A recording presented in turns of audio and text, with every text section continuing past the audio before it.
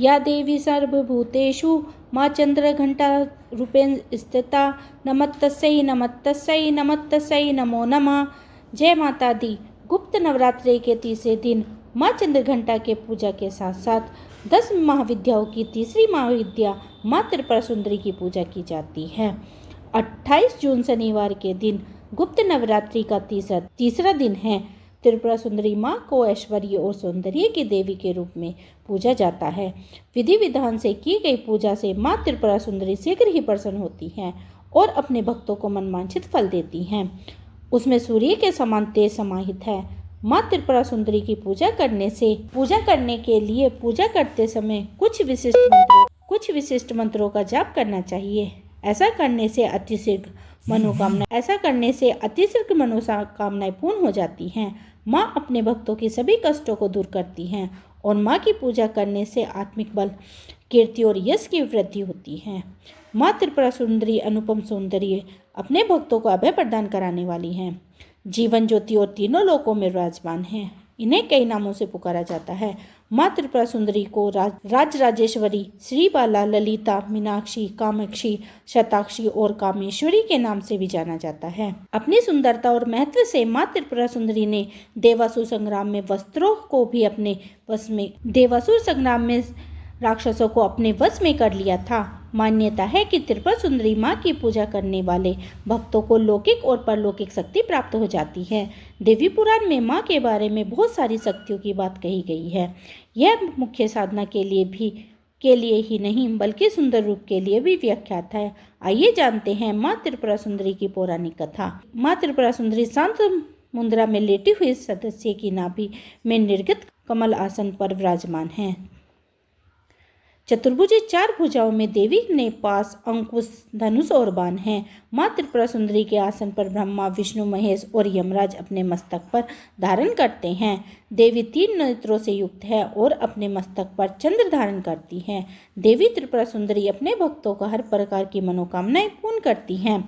उनकी हर विपत्ति का हल, कष्ट को दूर करती हैं और उन्हें अभय प्रदान करती हैं। पौराणिक कथा के अनुसार देवी की उत्पत्ति का रहस्य प्रति व्यक्ति के पश्चात भगवान शिव प्रधानमंत्री हुए।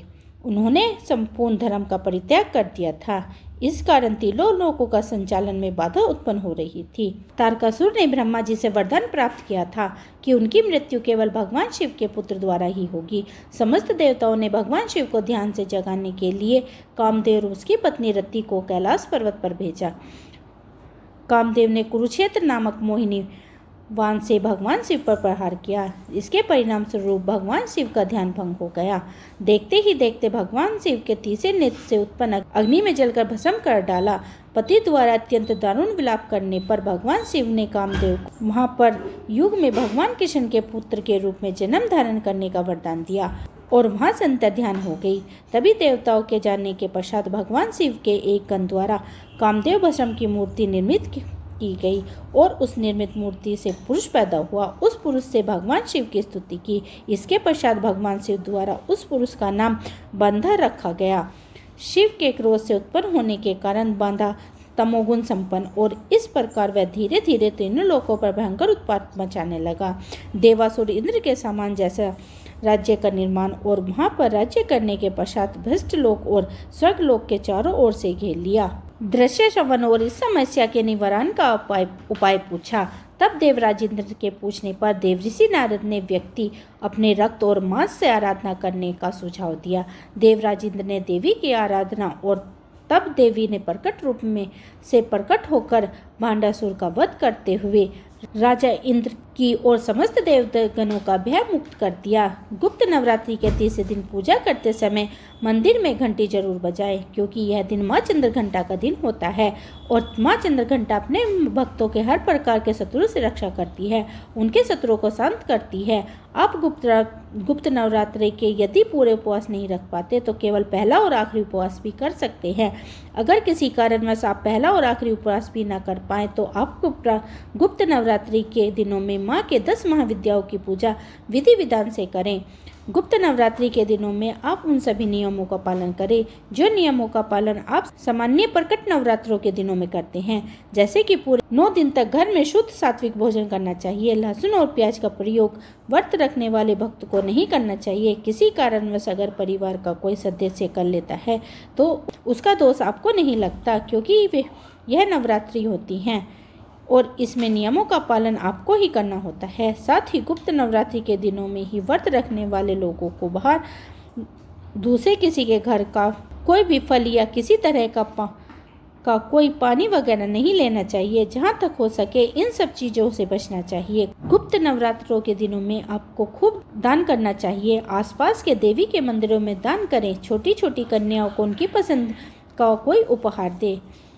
इन दिनों आप जितना गुप्त रहकर दूसरे लोगों की सेवा करेंगे, गुप्त दान करेंगे, उतना फल आपको प्राप्त होगा। गुप्त नवरात्रि के दिनों में माँ को भोग लगाते समय सुबह और शाम लौंग और बतासे का भोग लगाया जाता है। अपने घर में कपूर जलाकर आरती की जाती है। साथ ही आपको पूरी कोशिश करनी चाहिए कि जिस कमरे में आपका मंदिर है उस कमरे के बाहर किसी भी दूसरे व्यक्ति का प्रवेश ना हो। अगर आपने कलश की स्थापना की है तब तो आपको इस बात का पूरा ध्यान रखना है।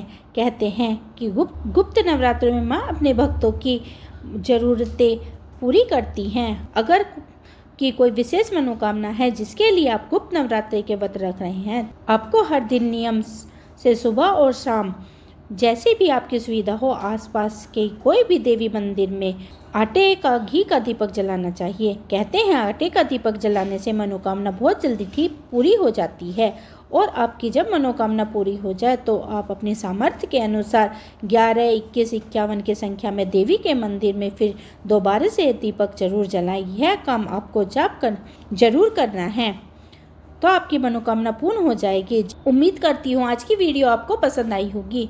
वीडियो को लाइक करें, परिवार और भक्तजनों में शेयर करें। कमेंट बॉक्स में जय माता दी लिखकर बताइए कि वीडियो आपको कैसी लगी।